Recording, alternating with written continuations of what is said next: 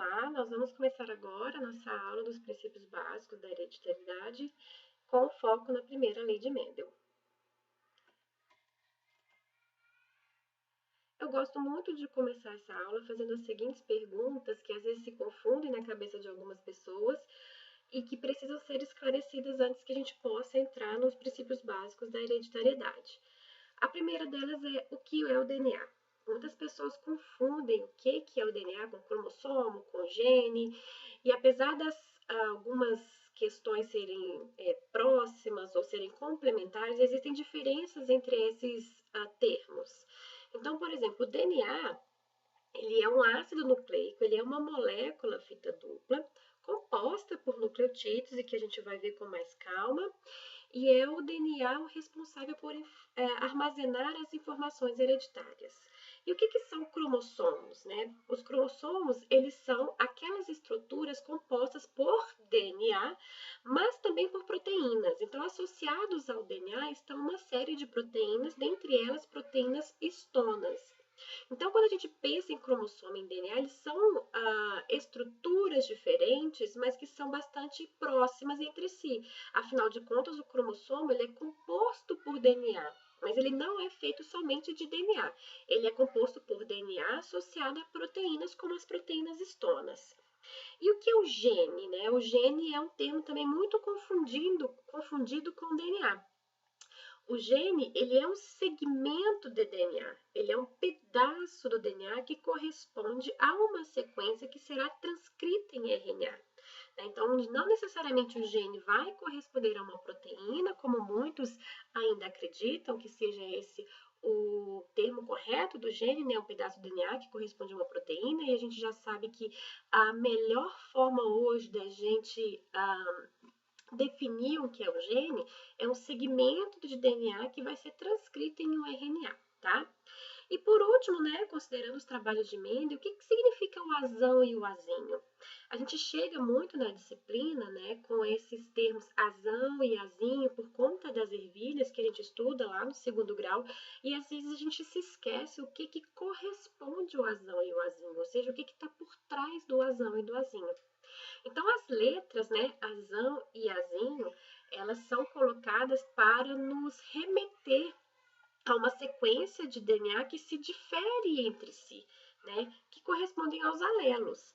Então, o azão e o azinho correspondem a alelos distintos entre si, mas que são responsáveis por uma mesma característica. E o que diferencia o azão do azinho, portanto, é a sequência de nucleotídeos, e por isso é que eles são alelos distintos para o mesmo gene. Aqui nessas imagens, o que eu quero mostrar para vocês, né, é um pouco disso que a gente acabou de falar, sobre o que é DNA, o que é um gene, né, e o que são os cromossomos. Nessa imagem de cá, eu tenho um cromossomo que está representado nesse formato X bastante característico, que é quando a gente tem os cromossomos no seu grau máximo de condensação, que é inclusive a melhor forma da gente estudar os cromossomos. Contudo, os cromossomos são, na verdade, só compostos por uma única molécula de DNA associada a proteínas, como a gente pode ver aqui, ó, em azul, são proteínas que estão associadas ao DNA. E por que esses dois cromossomos aqui, ó, tem esses risquinhos vermelhos aqui, ó, em uma mesma posição? Porque são cromossomos homólogos, né? Esse aqui eu recebi da minha mãe, esse aqui eu recebi do meu pai, mas como eles são cromossomos homólogos, eles carregam os mesmos genes na mesma posição. Então, se aqui, por exemplo, eu tenho uma sequência de genes para o sistema BO, por exemplo, tipo sanguíneo, aqui eu também vou ter um gene para o sistema BO. Não necessariamente é a mesma sequência de nucleotídeos, porque eu posso ter alelos distintos. Nós, seres humanos, né, nós temos 46 cromossomos, ou seja, nós temos 23 pares de cromossomos, sendo 22 pares autossômicos, são 22 pares homólogos, né? E eu tenho um par sexual, que aqui no caso são dois cromossomos X, ou seja, isso daqui corresponde a cromossomos de uma pessoa do sexo feminino. E o que eu quero mostrar nessa imagem aqui à direita, ó, é que os cromossomos que são homólogos, como nós somos seres diploides, eu recebo um cromossomo homólogo da minha mãe, eu recebo outro cromossomo homólogo do meu pai, e na mesma posição eles sempre carregarão os mesmos genes. Contudo, esses a sequência de nucleotídeos pode ser diferente, porque eu tenho versões diferentes do gene, eu tenho alelos distintos, que é o que a gente simboliza como azão e azinho. Nessa imagem de cá, eu quero esclarecer que um cromossomo ele é composto por uma única molécula de DNA, ok? Só que antes, né, de entrar no ciclo celular, a gente tem a fase S, que é a fase de síntese, e esse DNA vai ser replicado. Então, aqui, ó, eu tenho duas moléculas de DNA, mas que vão se separar porque eu tenho cromossomos compostos por apenas uma única molécula de DNA. E, como eu disse, nós temos 22 pares de cromossomos autossômicos que são homólogos e eu tenho um par sexual, como aqui representado à minha direita, que é o cromossomo X e o cromossomo Y. E esses cromossomos, eles possuem sequências de genes exclusivas de cada um desses cromossomos. Então, por exemplo, aqui ó, no centro desse cromossomo X, eu tenho uma região que é específica do cromossomo X. Eu só tenho genes, portanto, que são encontrados no cromossomo X e que eu não vou encontrar no cromossomo Y. O cromossomo Y, por sua vez, tem uma região que é específica desse cromossomo. Mas tanto o cromossomo X quanto o cromossomo Y, ele tem algumas regiões de homologia entre si e que é importante, inclusive, para o pareamento desses cromossomos durante a divisão celular. Vamos dar, então, um foco maior sobre os trabalhos, né, que foram utilizados para que a gente pudesse entender como que se dá o processo, todo o mecanismo de hereditariedade. E para que a gente possa entender isso, a gente vai falar um pouquinho sobre os trabalhos, né, feitos por Johann Gregor Mendel, que ele é considerado o pai da genética, pois fez uma série de trabalhos interessantes com ervilha, chamada Pisum sativa, esse é o nome da espécie, e que foram tão importantes para elucidarmos como que essa hereditariedade ela funciona. E quais foram os trabalhos do Mendel, né? O Mendel, portanto, ele executou uma série de trabalhos com essa espécie que a gente está vendo aqui, que é a ervilha de cheiro. E por mais que a gente sempre trabalhe com a cor da semente, amarela ou verde, ou com a textura da semente, se ela é lisa ou rugosa, o Mendel trabalhou, na verdade, com 7 características fenotípicas.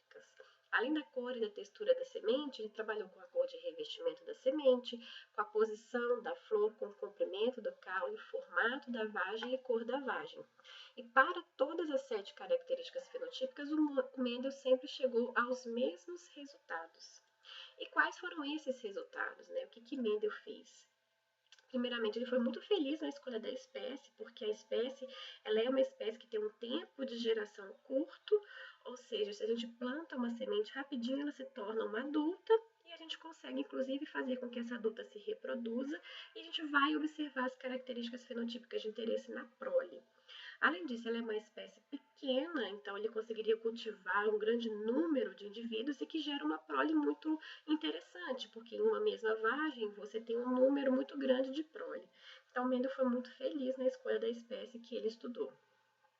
E quais foram, né, os experimentos de fato feitos por Mendel? A gente vai falar de uma única característica fenotípica, que é a textura da semente, se ela é lisa ou se ela é rugosa, mas lembrando sempre que para outras 6 características fenotípicas, o Mendel chegou ao mesmo resultado. Quando a gente considera, então, a textura da semente, ela pode ser lisa ou ela pode ser rugosa. E o que o Mendel fez? Ele gerou, né, uma série de cruzamentos até que ele tivesse uma planta que ele tinha certeza que sempre daria sementes de características lisas, que ele chamou de geração parental pura. E o mesmo experimento ele fez até que ele obtivesse uma planta que sempre gerava sementes com as sementes rugosas. Essas plantas ele chamou então de geração parental, e aí o que ele fez foi cruzar essa semente, essa planta que só dava semente lisa, com essa planta que só dava semente rugosa.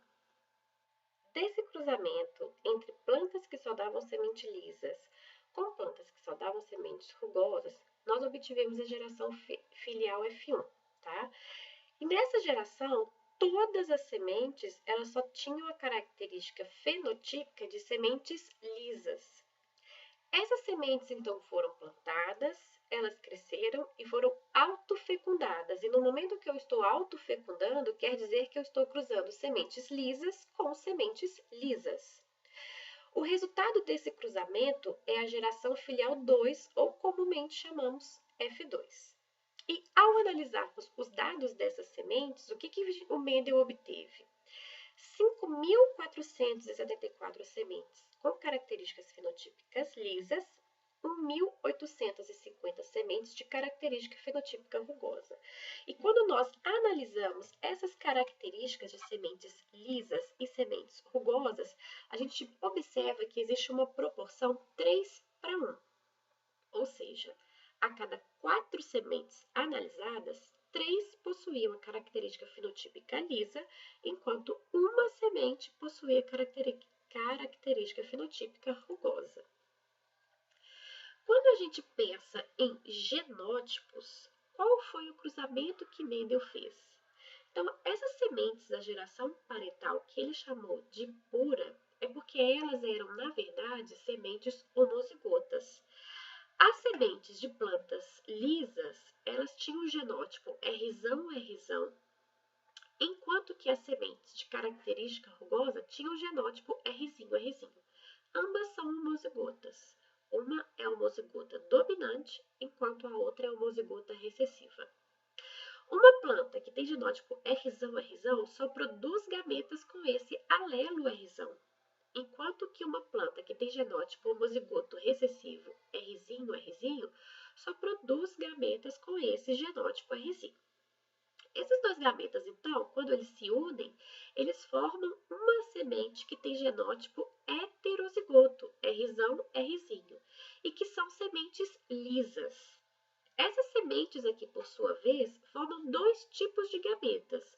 Metade do gameta será R e metade do gameta será R. Quando Mendel autofecundou essas plantas, ele estava proporcionando o cruzamento entre o indivíduo heterozigoto, R, com o indivíduo heterozigoto, R. E desse cruzamento, ele obteve a geração F2 e observou que 3/4 das sementes eram lisas e 1/4 das sementes eram rugosas. Genotipicamente falando, nós tínhamos que 1/4 das sementes eram lisas e apresentavam o genótipo R, 1/4 da semente era lisa e tinha o genótipo heterozigoto R, 1/4 das sementes tinha o genótipo R, e o fenótipo liso, e 1/4 dessas sementes tinha o fenótipo rugoso e o genótipo R. Então, o que nós observamos desses cruzamentos de Mendel é que toda vez que nós cruzávamos indivíduos heterozigotos entre si, quando eu cruzava R com R, ou aqui como mostrado nessa imagem, Dzinho com Dzinho, a gente sempre observava na prole resultante uma proporção fenotípica 3:1, em que a característica fenotípica dominante sempre vai sobressair na prole dessa geração F2. Além disso, dessa proporção fenotípica 3:1, que a gente observa quando a gente cruza dois indivíduos heterozigotos é uma proporção genotípica 1:2:1, ou seja, dos 4 indivíduos formados, um será homozigoto dominante, 2 serão heterozigotos e um indivíduo será homozigoto recessivo. E com isso, o Mendel chegou na primeira lei de Mendel, que é o princípio da segregação, e que diz o seguinte: os organismos diploides, eles possuem 2 alelos para qualquer característica e os 2 alelos se segregam, ou seja, se separam quando os gametas serão formados. E cada um desses alelos vai compor um desses gametas. Por isso que o indivíduo que é heterozigoto, composto, por exemplo, por R e R, esses alelos se separam, se dividem na formação dos gametas. Um gameta vai carregar o R, o outro gameta vai carregar o R. Quando a gente pensa, portanto, no indivíduo que é heterozigoto, olha só, é um indivíduo R. O R é um alelo que está em um dos cromossomos, como por exemplo esse aqui vermelho, que pode representar o cromossomo que eu recebi da minha mãe. O outro alelo R está nesse cromossomo azul aqui, que é o que eu recebi do pai, por exemplo. e eles são cromossomos homólogos. Então, você tem alelos distintos, mas são o mesmo gene nessa posição. Quando uma célula, então, vai entrar em divisão celular, ó, acontece a replicação, ó, da molécula de DNA, e por isso mesmo esses cromossomos estão compostos, ó, por duas moléculas de DNA. Contudo, né, com o prosseguimento dessa divisão, e essa aqui é uma divisão do tipo meiótica para a formação de gametas, a gente vai ter a separação dessas moléculas de DNA de forma que cada gameta vai receber uma dessas moléculas de DNA, ou seja, um dos cromossomos homólogos. E o que eu quero mostrar aqui com essa imagem é que não acontecendo o crossing over ou acontecendo o crossing over, quando nós estamos tratando de uma característica que é uma característica herdada por um único gene, é uma característica monogênica, o indivíduo que é diploide, ele tem dois alelos para aquela característica, e esses dois alelos, ó, eles vão se separar, vão segregar na formação dos gametas, de forma que cada gameta só recebe um único exemplar daquele cromossomo contendo aquele alelo. Um outro cruzamento bastante importante e informativo que o Mendel fez foi o seguinte cruzamento. Aqui a gente tem aquela geração parental, que a gente já sabe é uma geração composta por linhagens que Mendel chamou de puras para característica fenotípica de semente lisa e de semente rugosa. E que quando ele cruzou essas sementes, nós obtivemos a geração F1, que é a filial 1, e que suas sementes eram sementes fenotipicamente lisas, 100% lisas. E essa outra tipo de cruzamento, o que o Mendel fez? Ele retrocruzou, ou seja, ele cruzou as sementes de F1 com a geração parental, com um dos genitores dessa geração. E o que ele fez foi cruzar essas gerações, essas sementes da geração F1 lisas com aquelas plantas da geração parental que só tinham sementes rugosas. Então, nesse cruzamento entre a F1 e a geração parental, que era homozigota recessiva, que tinha característica fenotípica recessiva, ele também obteve uma geração F2 em que eu tinha sementes lisas e rugosas. Só que a proporção, ela era uma proporção diferente de 3 para 1. Era uma proporção, na verdade, 1 para 1. Quando a gente coloca genótipo nesse cruzamento, o que a gente tem? Então, a geração parental, que ele chamou de linhagem pura, a gente já sabe que são linhagens homozigotas. Para a característica fenotípica dominante lisa, a gente tem o genótipo Rzão. E para a característica de rugosa, que é uma característica recessiva, eu tenho um homozigoto recessivo, Rzinho. Quando eu cruzo esses dois, eu obtive sementes lisas na F1, mas a gente já sabe que essas sementes são todas heterozigotas, porque recebeu o Rzão dessa planta e o Rzinho dessa planta. E essa planta rugosa que ele cruzou aqui é uma planta que tinha um homozigoto, que era homozigota recessiva Rzinho. Então, é exatamente por isso que a proporção ela é diferente na F2, porque os genótipos também são distintos na geração F1 que foram cruzadas. A geração F2, então, era formada por indivíduos lisos, que são heterozigotos, e indivíduos rugosos, que são homozigotos recessivos. Qualquer indivíduo de planta rugosa, o genótipo dela obrigatoriamente é homozigoto recessivo Rzinho. Apenas aqueles indivíduos fenotípicos lisos é que eu não tenho como afirmar o seu genótipo, apenas fazendo testes. E um dos testes que a gente faz é esse cruzamento aqui, que eu chamo de cruzamento teste. Se eu chego em sala de aula com uma semente de ervilha rugosa e pergunto qual que é o genótipo dessa semente, a gente tem condições de dizer que o genótipo é homozigoto recessivo Rzinho, porque eu consigo descobrir o genótipo através do seu fenótipo. Mas o fenótipo liso, existem dois genótipos possíveis, que são os genótipos Rzão, homozigoto dominante, ou o genótipo heterozigoto Rzinho. O que a gente pode fazer para descobrir o genótipo de uma planta que tem a semente lisas? É cruzar essa planta com uma que tem sementes rugosas.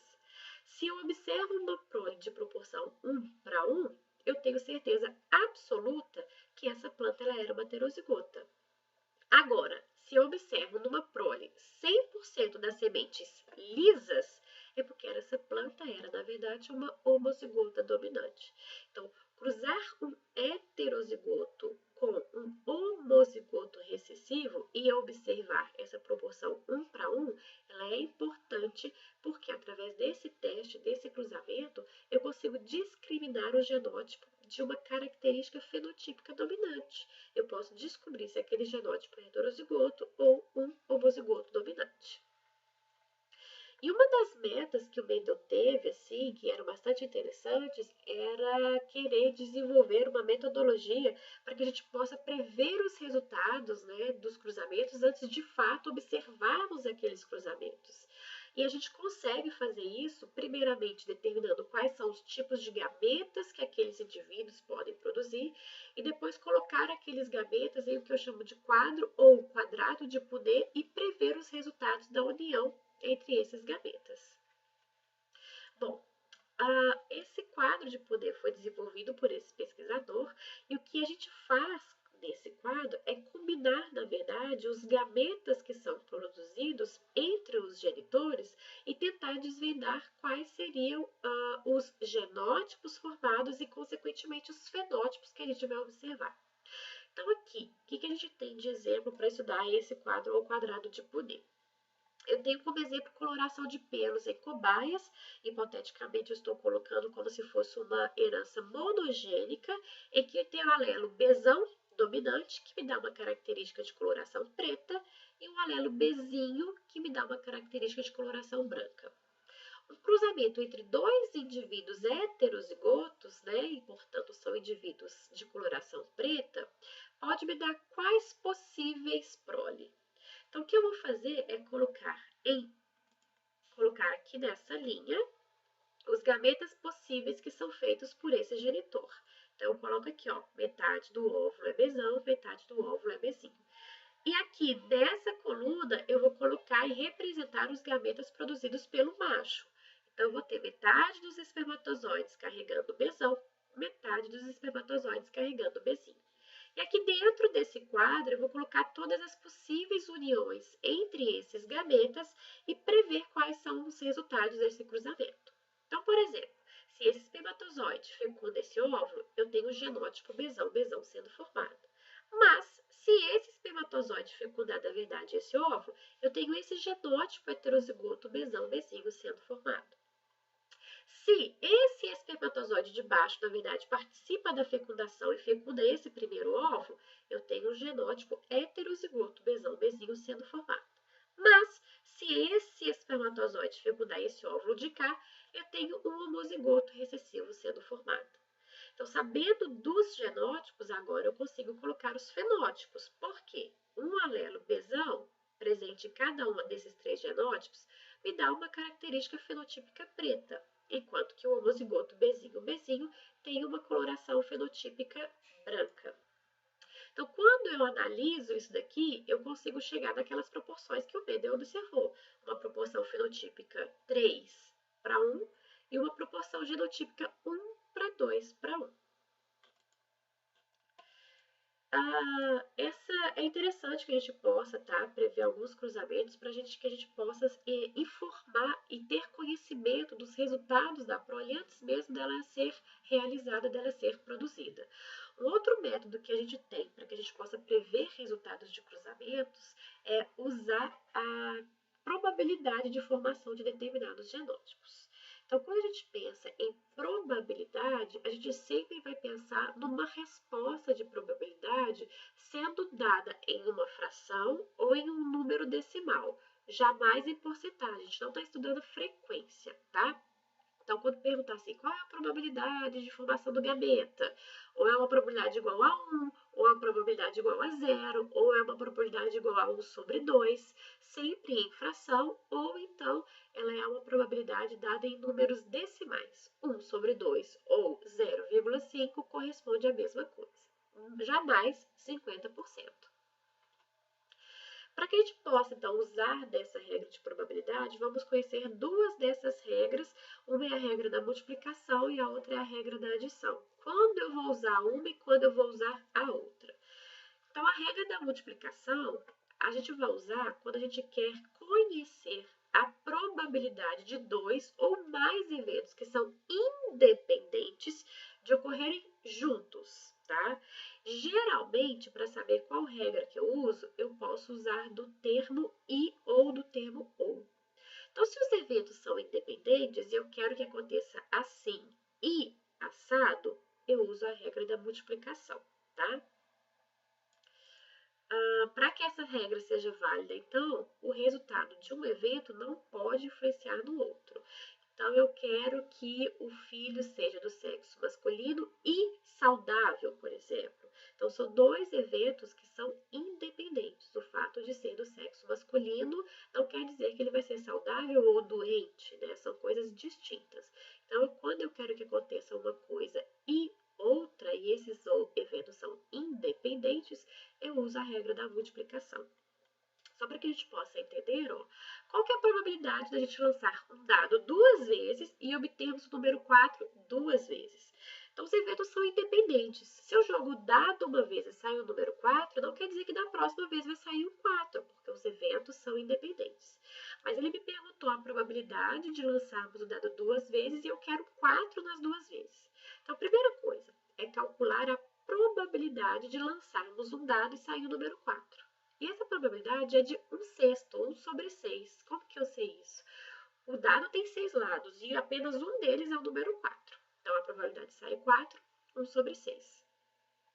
Se eu quero que esse dado seja lançado duas vezes e que saia 4 duas vezes, então vai ser 1 sobre 6 vezes 1 sobre 6. Por quê? Eu quero que na primeira vez saia um 4 e na segunda vez saia um 4.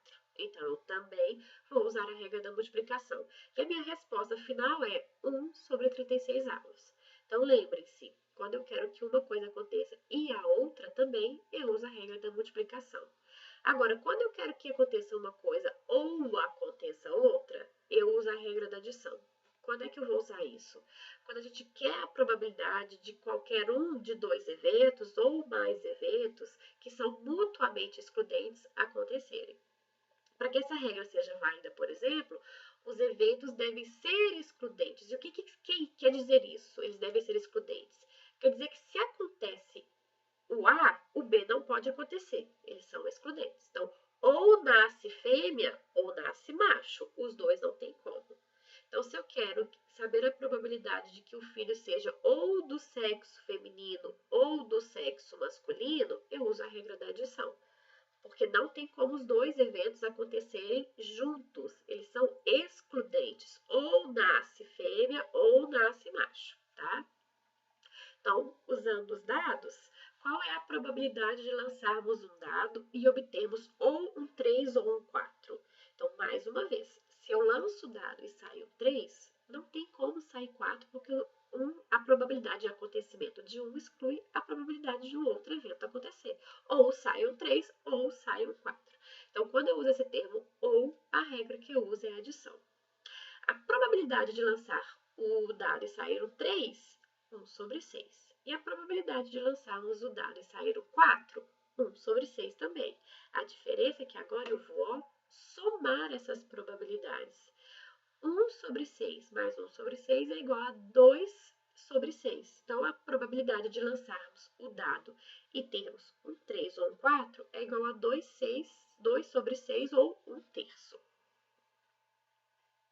Essas probabilidades, elas podem ser aplicadas aqui no nosso estudo da genética. E como que isso pode acontecer? Então, vamos lá. Uma planta heterozigota tesão-tezinho que tem como fenótipo ser alta, ela é cruzada com uma outra também alta e heterozigota tesão-tezinho. Primeira coisa, né? Qual que é a probabilidade de cada tipo de gameta formado? Então, uma planta heterozigota, que é tesão, tezinho, vai formar gametas de dois tipos, metade tesão e metade tezinho, ou seja, 1 sobre 2 é a probabilidade de ser gameta tesão e 1 sobre 2 também é a probabilidade de ser gameta tezinho, tá? Usando a regra da multiplicação que a gente acabou de ver, a gente consegue determinar os diferentes tipos de prole sendo formados, agora que a gente já sabe da probabilidade de formação de cada gameta. Como assim? Então vamos lá, de novo, são dois indivíduos heterozigotos que estão sendo cruzados. Com a regra da multiplicação, eu consigo determinar os genótipos a serem formados. Por quê? Essa planta aqui, por exemplo, ó, forma gameta tesão numa probabilidade 1/2. Essa planta aqui também forma gametas tesão, ó, com uma probabilidade de 1/2. O genótipo formado é homozigoto, tesão, tesão, e com qual probabilidade? Bom, essa probabilidade é desse gameta e essa probabilidade é desse gameta. E eu quero que o indivíduo seja tesão e tesão. Eu quero os dois juntos acontecendo. Por isso é que eu estou multiplicando meio por meio e que dá 1/4. Essa é a probabilidade do genótipo tesão-tesão ser formado. Esse mesmo indivíduo, ó, a gente já sabe que ele forma uma gametas tesão com a probabilidade igual a meio. E esse indivíduo de cá também forma gametas tesinho e com probabilidade meio também. Se eu quero saber a probabilidade desse genótipo sendo formado, dele ser tesão e tesinho, eu multiplico a probabilidade de formação desses gametas. Meio vezes meio, 1/4 de ser heterozigoto, tesão e tesinho. Mas esse indivíduo aqui também forma gametas tesinho, que estão aqui, ó, com probabilidade também igual a meio. E esse gameta tesinho pode se juntar ao tesão formado por esse outro indivíduo. E ele forma gametas tesão também com probabilidade igual a meio. Então, a probabilidade de termos o outro heterozigoto tesinho e tesão é igual a 1/4, porque eu quero que ele seja tesinho e tesão. Então, eu multiplico meio vezes meio, que é igual a 1/4. E por último, esse indivíduo forma gametas tesinho com uma probabilidade igual a meio, assim como esse de cá forma tesinho com probabilidade igual a meio. E se eu quero o genótipo homozigoto recessivo sendo formado, eu quero que ele seja tesinho e tesinho. Então, eu multiplicar a probabilidade desses dois gametas aqui serem formados. Meio vezes meio igual a 1/4. Depois que a gente determina, então, a probabilidade de obter cada tipo de prole, cada genótipo da prole, eu consigo determinar o fenótipo deles usando a regra da adição. Como assim? Bom, a gente já viu que tesão-tesão é formado com a probabilidade de 1/4. Os dois heterozigotos, tesão-tesinho e tesinho-tesão, também são formados com probabilidade igual a 1/4. E o homozigoto recessivo também é formado com probabilidade igual a 1/4. E quais são os fenótipos desses genótipos? A gente viu que tesão, ele é um alelo dominante, então a presença dele faz com que a planta seja alta. Eu vou ter plantas altas com o homozigoto dominante e com os dois heterozigotos. Apenas no homozigoto recessivo é que eu vou ter planta baixa. Então, a planta que, para ser alta, ela pode ser tesão-tesão, ou tesão-tesinho, ou tesinho-tesão. Se uma planta é alta porque ela tem esse genótipo, ela não pode ter esse genótipo, afinal de contas, a gente tem um genótipo só. Então, a minha planta alta ou é essa daqui, tesão-tesão, ou é essa daqui, ou é essa daqui. Como eu estou usando esse termo ou, o que eu vou fazer com essas probabilidades aqui dela ser alta? A probabilidade vai ser somada. Então, usando a regra da adição, eu sei que a probabilidade desse cruzamento entre dois heterozigotos me dar plantas altas é de 3/4, porque eu somo toda a probabilidade das plantas serem altas nesse cruzamento. E 1/4 é a probabilidade dessa planta ser baixa, tá? O que acontece é que tudo isso que a gente faz é uma previsão. A regra do quadro de Punnett, usando as regras de adição ou de multiplicação, elas vão me dar uma previsão de um cruzamento. Só que, às vezes, aquilo que a gente observa que acontece de fato não está dentro daquilo que a gente espera. Quando a gente está cruzando, por exemplo, dois organismos de genótipo conhecido, as proporções esperadas de genótipos e de fenótipos na prole são baseadas nos princípios mendelianos. Então, por exemplo, quando eu cruzo dois indivíduos heterozigotos, O princípio mendeliano, a regra, né, da primeira lei de Mendel, vai me falar o seguinte: cruzando dois indivíduos heterozigotos, eu vou ter uma proporção fenotípica 3:1, uma proporção genotípica de 1:2:1. Só que às vezes essas proporções que a gente realmente observa, elas desviam um pouco daquilo que a gente está esperando segundo os princípios mendelianos, né?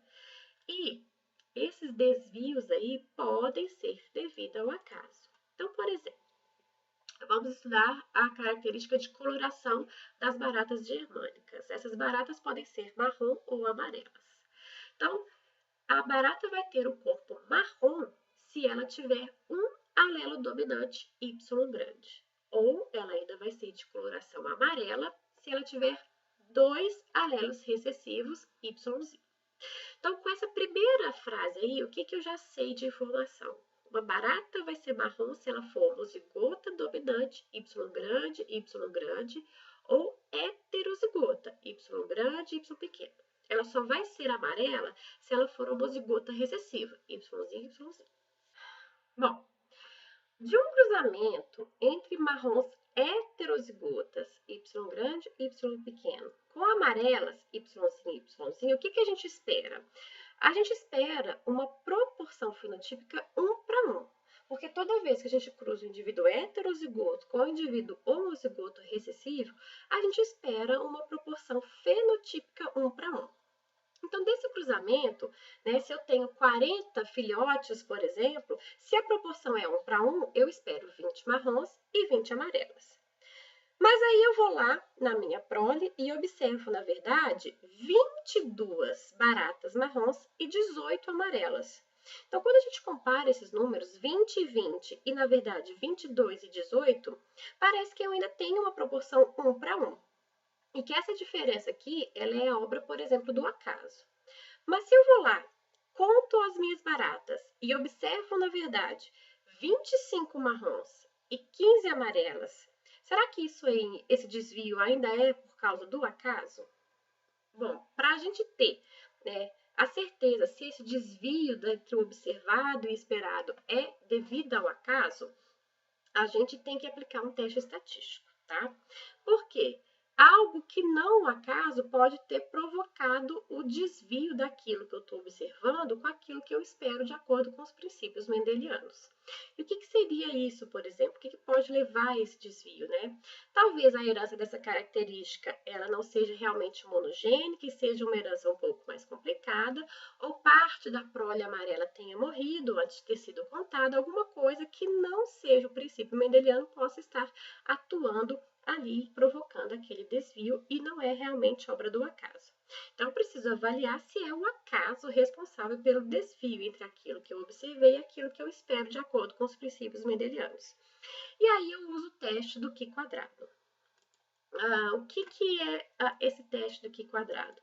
Então, eu vou explicar o teste usando um exemplo genético para que a gente possa entender, né? Vocês são alunos ainda do princípio do curso de vocês, ainda não viram a disciplina de estatística, então eu vou explicar o teste do Q quadrado para que ele possa ser aplicado nas questões de genética que a gente vai ver daqui para frente. Então, vamos já trabalhar com um exemplo. Vamos considerar um locus para a cor da pelagem de gatos. E nesse locus, nesse gene, eu tenho dois alelos possíveis, Bzão e Bzinho. O alelo Bzão, ele é dominante responsável pela coloração preta, enquanto que o alelo recessivo Bzinho é responsável pela coloração cinza. O que eu tenho que ter em mente assim que eu leio essa informação? Que os genótipos Bzão e os genótipos Bzão-Bzinho terão característica fenotípica preta, enquanto que o genótipo Bzinho serão os meus gatinhos cinzas. De um cruzamento entre dois gatos pretos heterozigotos, então, pera lá, eu tenho que lembrar que, de acordo com os princípios mendelianos, quando eu cruzo dois indivíduos heterozigotos, eu sempre vou esperar uma proporção fenotípica 3:1. Aqui no caso, quem será o 3 e quem será o 1? O 3 é sempre a característica dominante, então eu vou esperar 3 gatinhos pretos para um gatinho cinza quando eu cruzo dois heterozigotos. Então, a cada 4 gatos formados, 3 serão pretos, enquanto um será cinza. Então, uma série de cruzamentos são feitos, né, com esses gatos heterozigotos e eu tenho 50 gatinhos. Desses 50 gatinhos, 30 são pretos e 20 são cinzas. Esses números são os números observados. Eu agora tenho que obter os números esperados para saber se esses números que eu estou observando estão dentro daquilo que eu espero de acordo com o que eu espero pelos princípios mendelianos. Bom, então vamos lá. Como que eu obtenho os números esperados? Os números esperados são obtidos utilizando o valor total do gatinho observado com a probabilidade de formação daquela característica. Como assim? Então vamos lá. Eu sei que são dois fenótipos possíveis. Os gatinhos podem ser pretos ou os gatinhos podem ser cinzas. E a proporção que eu espero é de 3 gatinhos pretos para 1 cinza. Se é 3 para 1, quer dizer que a cada 4 gatinhos formados, 3 serão pretos. E que a cada 4 gatinhos formados, 1 será cinza. Ou seja, quando eu cruzo dois indivíduos heterozigotos, a probabilidade do gatinho ser preto é 3/4. Quando eu cruzo dois heterozigotos, a probabilidade daquele filhotinho ser cinza é de 1/4. Então, eu vou multiplicar essas probabilidades de formação dessas características fenotípicas pelo total de gatinhos observados. Então, só voltando, eram 50 gatinhos, tá? E qual desses 50 aqui, quantos que eu esperaria que fossem pretos? Então, eu multiplico o número total pela probabilidade de formar gatinhos pretos. 3/4 vezes 50, 37,5. Anota esse número aí do lado. Para descobrir o número esperado de gatinhos cinzas, eu multiplico a probabilidade de formação do gatinho cinza, que é de 1/4, vezes 50, que é o número total de gatinhos formados, 12,5. Agora, para eu saber se o número observado é diferente do que eu esperava, eu uso o teste do Q quadrado. E o que é o teste do Q quadrado? Então, esse símbolo aqui, é o Q quadrado. Pelo amor de Deus, não vai me extrair a raiz quadrada no final do valor que vocês acharem. Esse aqui é o símbolo do teste, tá? Ele vai ser o somatório do número observado menos o esperado elevado ao quadrado dividido pelo esperado. Observado e esperado de quem? De cada uma das características fenotípicas. Então, no caso dos gatinhos, o que eu recomendo que a gente faça? Uma tabela. E aqui nessa tabela, o que a gente tem de informações importantes? Então, a gente coloca o número observado para cada uma das características fenotípicas. Então, a gente tem 30 gatinhos observados pretos e 20 gatinhos observados na coloração cinza. E ainda coloca nessa coluna os números que foram esperados, que a gente acabou de calcular. Então, esse 37,5 corresponde aos gatinhos esperados na coloração preta, que é a probabilidade 3/4 vezes 50, que é o número total de gatinhos, 37,5. Logo em seguida, a gente vai então aplicar o teste do Q quadrado, que é o somatório de observado menos esperado elevado ao quadrado dividido pelo esperado. Então, eu vou fazer isso para cada uma das características fenotípicas. Então, primeiro para os gatinhos pretos. Eu observei 30 gatinhos pretos, mas esperava 37,5 elevado ao quadrado dividido pelo esperado para aquela característica preta, que é 37,5. E vou somar com o cálculo realizado para outra característica fenotípica que é cinza. Observado 20 gatinhos menos 12,5 elevado ao quadrado dividido pelo esperado para a característica cinza, que é 12,5, tem esse valor igual a 6. Então, o meu Q quadrado é igual a 6. Vamos reservar ele. Por quê? A etapa seguinte vai ser determinar a probabilidade associada a esse valor que a gente acabou de calcular, o Q quadrado. Mas para isso, a gente precisa ainda obter um outro valor, que é chamado de grau de liberdade. Então, esse grau de liberdade, como é que eu vou obter esse grau de liberdade? Primeiro, ele vai representar o número de modos pelos quais as classes esperadas estão livres para variar. Quais são as classes esperadas, né? Então, eu estou esperando que o gatinho seja preto ou o gatinho seja cinza. Então, eu tenho duas classes fenotípicas pelos quais os meus gatinhos podem variar. Então, o cálculo do grau de liberdade sempre será n-1. E esse n é o número de classes, que no nosso caso são as classes fenotípicas, pretas e cinzas. Então, para o caso dos gatinhos, eu vou ter que N menos 1 é igual a... O meu N é igual a 2, porque o gato pode ser preto ou o gato pode ser cinza. Então, 2 menos 1 é igual a 1. Então, quais são os valores que eu obtive até agora? 1 qi quadrado igual a 6 e 1 grau de liberdade igual a 1. Agora sim eu posso procurar o meu número de probabilidade e saber se quem está desviando esses valores é o acaso ou alguma outra coisa. Bom, sempre para vocês, eu vou passar essa tabela de Q quadrado, tá? Existem várias outras tabelas, vocês vão conhecer outras na disciplina de estatística, mas eu sempre vou trabalhar com essa tabela. Por quê? Como é que eu vou interpretar essa tabela? Então, aqui nessa coluna tem os diferentes valores de graus de liberdade. Nessa linha aqui, ó, eu tenho os meus valores de probabilidade e tudo que está aqui dentro, ó, são valores possíveis de Q quadrado. O nosso Q quadrado deu 6, mas tem 6 aqui, tem 6 aqui, tem 6 aqui em cima. Onde eu vou procurar o meu Q quadrado? Eu vou procurar o meu Q quadrado na minha linha de grau de liberdade, que no nosso caso foi 1. Então, no grau de liberdade igual a 1, eu vou procurar, ó, o meu valor de Q quadrado, que deu 6 e que provavelmente está aqui, ó, entre esses dois valores, tá? E aí, quando eu subo para cá, eu vou obter o meu valor de probabilidade, que aqui, no caso, é menor que 0,05. E o que eu quero que vocês aqui na disciplina de genética saibam interpretar? Bom, sempre vocês precisam ter em mente aquela pergunta que eu fiz no início. Será que o observado é diferente do esperado? E aqui, com essa tabela, vai ser simples essa resposta, porque se por algum acaso a sua probabilidade cai desse lado de cá, ó, em que eu tenho S, a sua resposta é sim. O observado é diferente do esperado. Se a sua resposta, na verdade, cai do lado de cá, ó, que está representado em branco, a sua resposta é não. Para qualquer pergunta mesmo, o observado é diferente do esperado? No nosso caso dos gatinhos, a minha resposta deu sim. Ou seja, estatisticamente falando, 20 é diferente de 12,5, 30 é diferente de 37,5. E aquilo que eu estou observando não é correspondente àquilo que eu estava esperando. Ou seja, aquilo que eu estou estudando para os gatinhos não obedece os princípios mendelianos. E o que está acontecendo então? Não sei explicar, né? A única coisa que eu sei dizer é que provavelmente aquela característica ela é herdada de uma maneira mais complexa, mas ela não é uma herança monogênica, ela não está dentro daquilo que eu testei para os princípios mendelianos, tá? Vamos ver um outro exemplo para a gente tentar entender um outro tipo de resultado. Aqui, ó, eu tenho uma outra característica fenotípica, que são cores de flores, e as minhas flores, elas podem ser roxas ou brancas. Eu cruzo, né, indivíduos que têm flores roxas com flores brancas e obtive 100% de flores roxas na minha geração F1. E aí eu fecundo essas plantas roxas e observo uma segregação dessa característica na minha F2.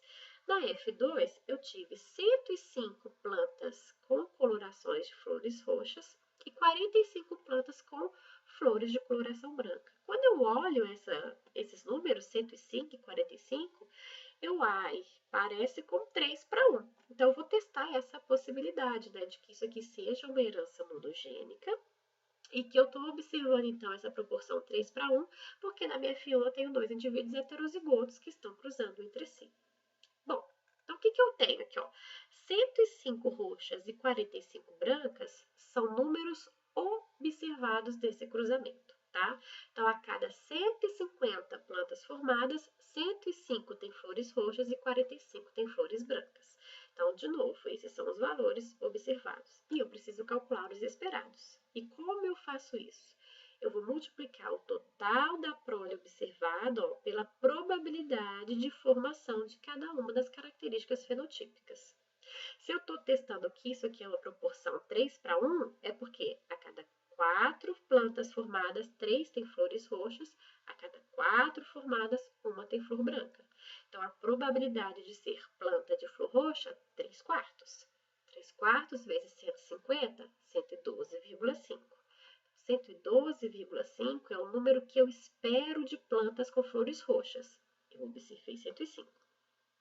O esperado para plantas de flores brancas, 1 quarto vezes 150. Eu tenho esse valor de 37,5. 37,5 é que eu espero de plantas com flores brancas, mas eu observei, na verdade, 45. A minha pergunta é, será que o valor observado é diferente do valor esperado? E é para isso que eu aplico o teste do Q quadrado. Ó. Observado menos esperado elevado ao quadrado dividido pelo esperado. E é um somatório porque eu vou fazer esse cálculo para cada uma das duas características fenotípicas. Para a característica roxa, observei 105 menos o esperado 112,5 eleva ao quadrado dividido pelo esperado para essa característica, 112,5. Mas, e aí eu faço o cálculo para a outra característica fenotípica, que são flores brancas.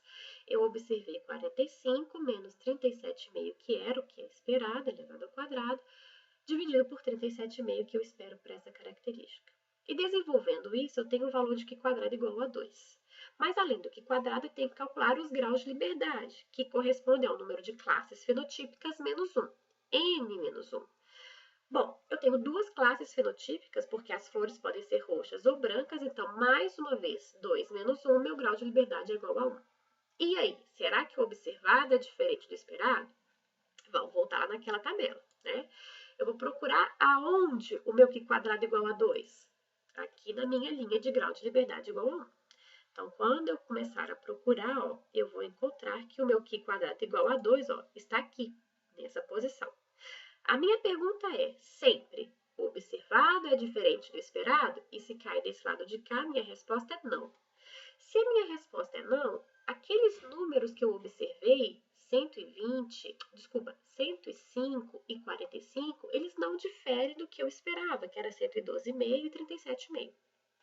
Se o observado não difere do que eu espero de acordo com os princípios mendelianos, é porque a herança daquela característica obedece à segregação mendeliana, então, portanto, é uma herança monogênica que está promovendo a hereditariedade daquela característica fenotípica, tá?